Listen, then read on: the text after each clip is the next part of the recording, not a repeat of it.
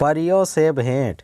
एक बार विजयनगर के राज दरबार में यात्री राजा कृष्णदेव राय से मिलने आया।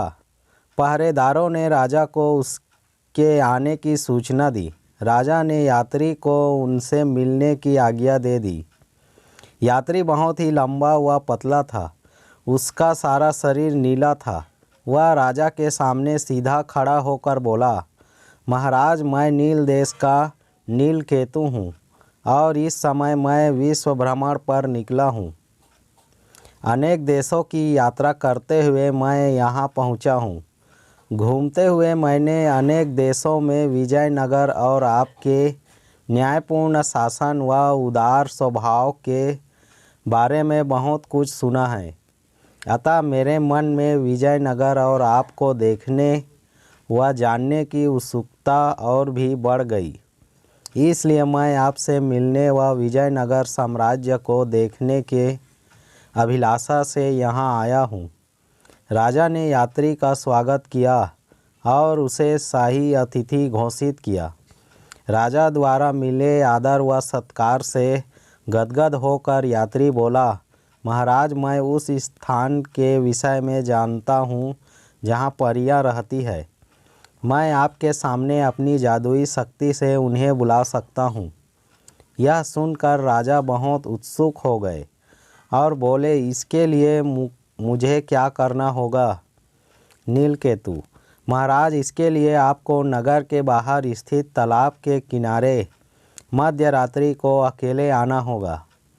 तब मैं वहाँ परियों को नृत्य के लिए बुला सकता हूँ। नीलकेतु ने उत्तर दिया।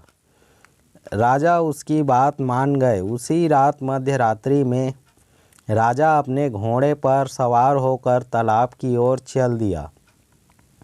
वहाँ पुराने किले से घिरा हुआ एक बहुत बड़ा तालाब था।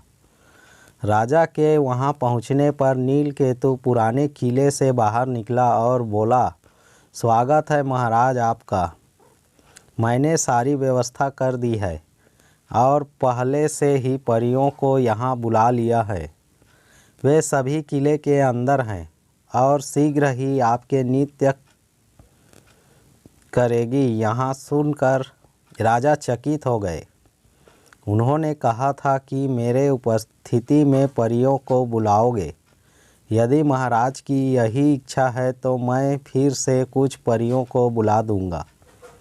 अब अंदर चला जाओ।